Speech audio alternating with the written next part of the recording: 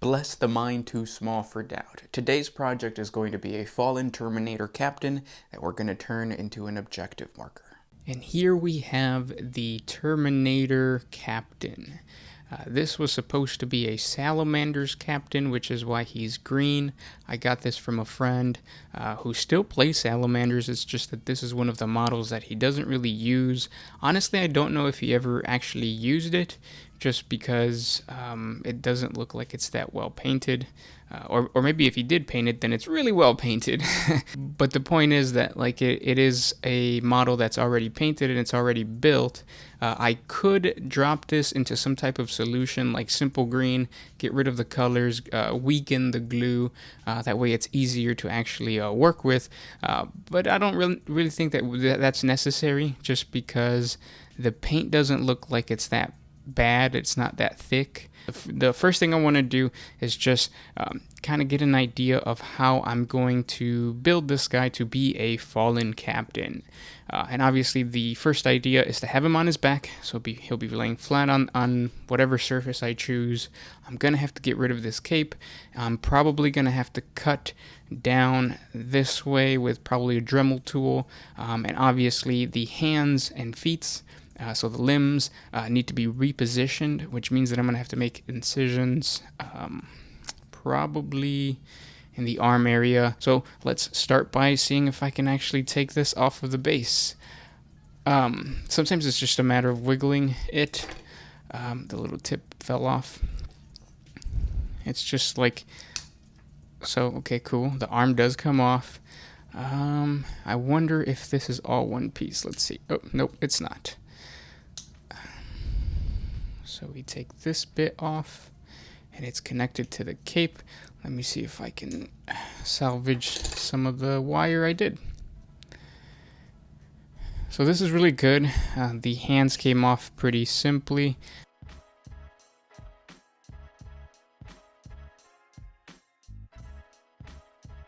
So it doesn't seem like I'm going to be able to take the bottom part off by using just my force.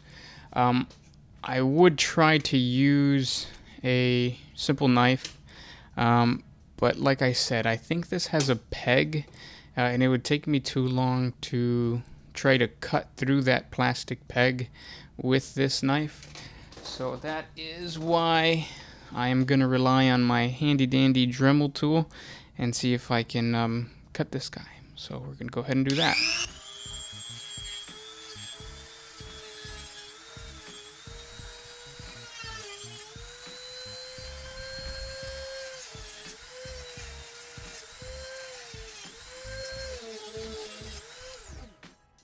You see where it's just melted all of the plastic.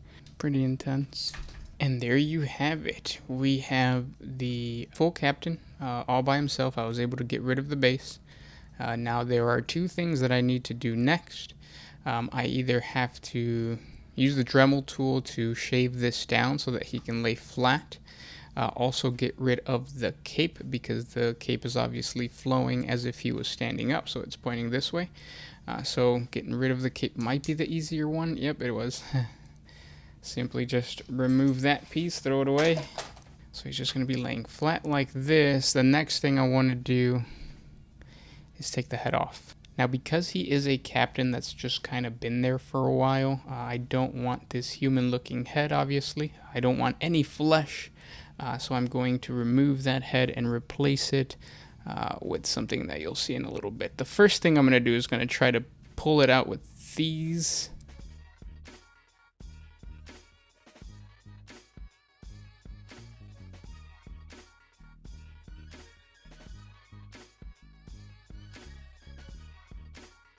Now this is as much as I can get with my cutters.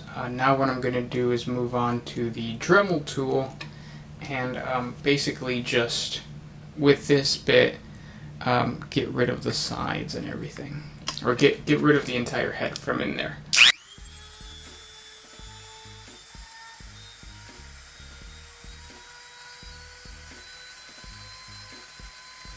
Alright, so the head is finally removed. Gives us a nice little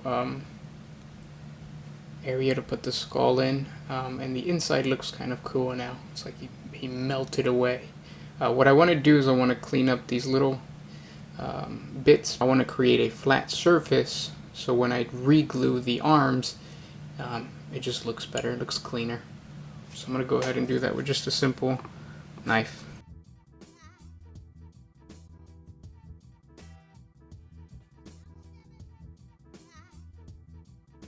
So now what I'm going to do is I'm going to try to cut the legs, that way I can point them in a different direction, because if he's going to be laying flat like this, I want these to kind of stick out either, you know, whatever direction, either more towards the plane where the model's going to actually lay, or more towards the side. So what I'm going to do is I'm just going to cut.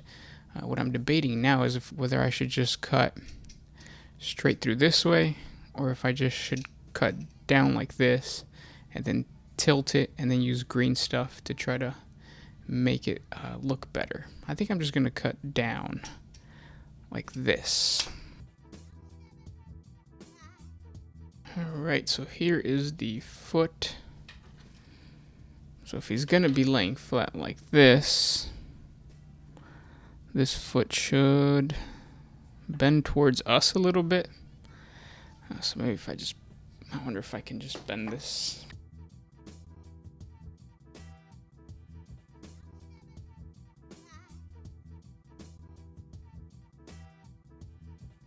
So I'm going to do a little bit more just to show you guys what I'm doing. I'm using the clippers to hold on to the actual foot and then pushing the foot down so that the crease is created right here.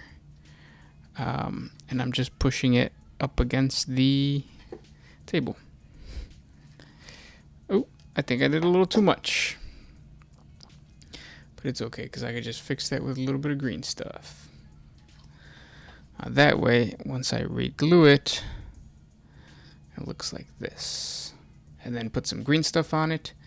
And we maintain the wire that's coming off of the actual armor onto the feet, but we still get that foot that kind of goes down like that. So that's actually really good. Now I just need to get my super glue.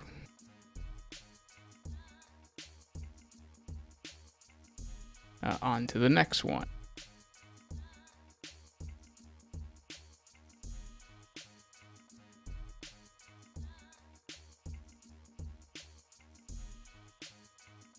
So the reason I like working with super glue as opposed to plastic glue, because the downfall to super glue is obviously you get situations like this where it sticks to your finger. But you just have to wiggle it around and it'll come off. But the reason I use super glue as opposed to plastic glue, oh no, it came off, is because I'm lazy and I don't want to wait for the plastic glue to dry, because the plastic glue does take forever. So with this, what I'm gonna do, not even gonna glue it right now because we're just gonna use green stuff. Now it's time to base this guy. And to base this guy, originally I was going to use its own base, but obviously I destroyed that base, so can't do that. What I'm going to use instead is a good old cold corkboard. And there you go. So it's going to go right here. So what I want to do is I want to get rid of this straight edge.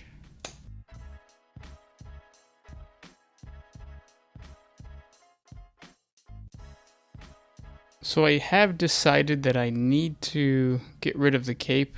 In order to do that, I can't do it with just a regular knife. I have to use the Dremel tool. I mean, I could do it with a knife. It's just going to take longer. But I just figured I'm going to cut this down this way. So this is what I have so far. I have the body with the back removed. Fits really well. I'm going to put green stuff on the feet. That way the feet look like they're pointing downward. And now I want to take a look at the arms. Now the thing about the arms is I want to make it look like he actually fell. Because his body's already leaning that way, it's just going to look normal. I don't really have to do much with that arm. I just have to put some green stuff down and that's about it. Now with this one, originally I thought I could do the same. I could just like put the arm down like this, green stuff, and then just have it look like that. But I don't actually think that looks good. So what I'm going to end up doing is I'm going to make a cut right down where the joint is, and then I can move this arm freely, and then I could just glue the shoulder bit and then place the arm facing down so that the sword goes across his leg. So let's do that.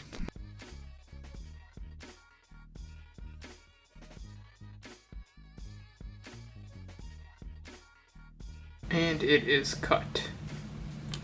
So now what I can do is when I scoot back my the body, I can put the arm like this, and then have the arm fall down like that. And it's a rough layout of what it's going to look like. Now it's time for the green stuff. So here I have my green stuff. The first part I'm going to do is the hand with the gun, just because it's the easiest. All I have to do is put the dot of green stuff right there, and then press this guy, the hand straight down. And the cool thing about green stuff is that because at this point it's pretty flexible or pretty moldable, I can kind of play around with the positioning of the entire thing. As you can see, it doesn't look that great right there. I want it to be leaning. I want the gun to be leaning down, just because it makes it more realistic. So what I'm going to do is probably just add a little bit more green stuff. But more towards like the edge right here. That way, when I push the thing together, it gives me more space to actually allow the gun to fall to the ground and touch the ground. Same thing over here, just a little bit of green stuff. Push it on to the model. I don't have to make it look perfect, because it's supposed to look a little off anyways. Alright, I'm noticing now that it keeps tilting down, so what I'm going to do for now is just to put a piece of corkboard on the bottom.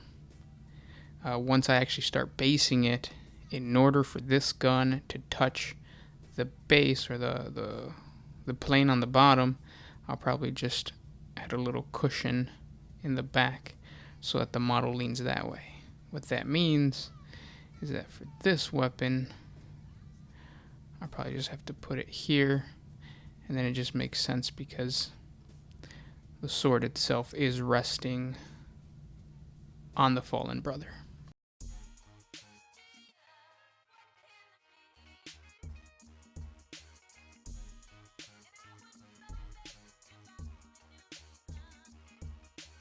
Now it's time for the feet. I feel like this is going to be the challenging part because the feet are so small, but we will see.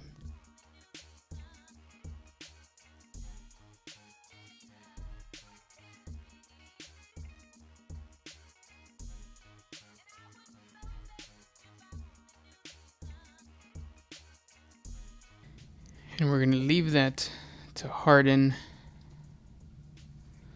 overnight, and then I will come back tomorrow and, like I said, cut these little pieces off and then attach the skull.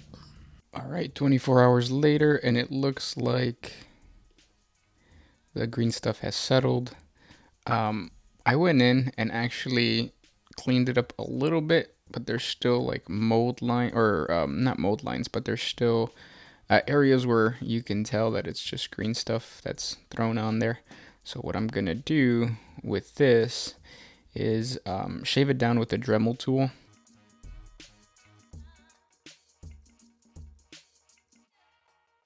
And this is what I have so far. Now I'm going to take a skull from the Games Workshop skull kit, and using green stuff, I'm going to attach the skull to the Terminator armor. As the green stuff hardens, I'm going to begin work on the base of the objective marker. The first thing I have to do is glue the Terminator down so I know where to place all the debris later on. I'm going to position him in a way where seems as if he actually fell during battle and the debris fell around him. To add texture to the actual board or to the base, I'm going to be tearing away at the corkboard edges and adding sand with just Elmer's glue. I also have these nice little bricks that I cut out from a long time ago. I'm going to be attaching those to the base. What I'm trying to do is give the appearance of like fallen debris around the Terminator. Once the glue dries, I will be ready to spray paint the whole model. I'm going to spray paint it with a dark green to match the color of the armor of the original model, and then once that spray paint or that first coat is completely dry, I'm going to hit it with a lighter green spray paint color to give it its highlights. I don't have this on camera, but the end result is this. And this is what I have so far. As you guys could see, I painted the base black. There are bits that are still showing through. That's normal for corkboard. What I'm going to do now is I'm going to hit it with a dry brush of tan to make those edges pop on the base. Not go too crazy though, because I want the focal point to still be the actual fallen Terminator. And then the bricks I'm also going to paint in like a dark silver with some like white highlights.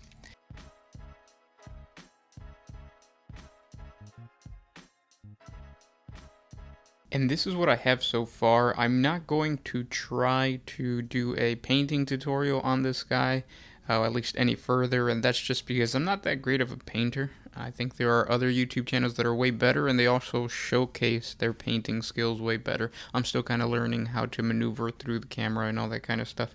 So what I'm going to do is I'm going to do a quick little time lapse. I'm probably not even going to record everything, but I'll show you guys the finished piece at the end.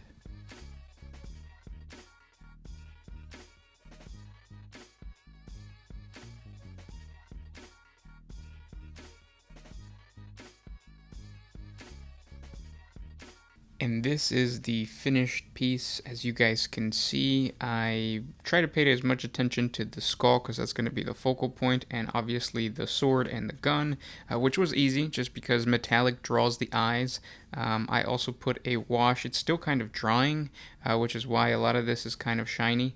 But yeah, so far, or at the end of this, I like it. I like how the objective marker came out. It's simple. I didn't put too much time into it, so I'm not going to feel bad if I take it to somebody else's house and it gets scratched up or dented up or whatever.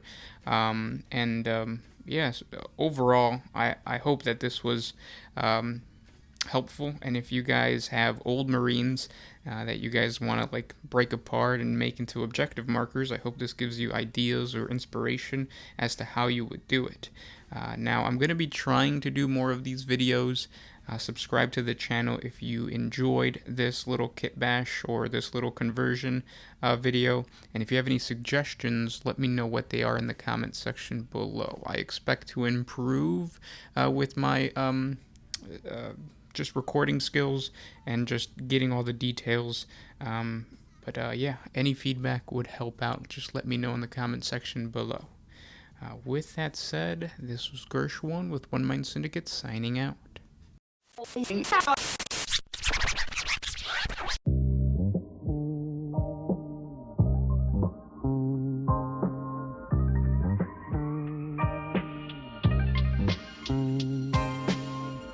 Always used to put my freedom first in any situation.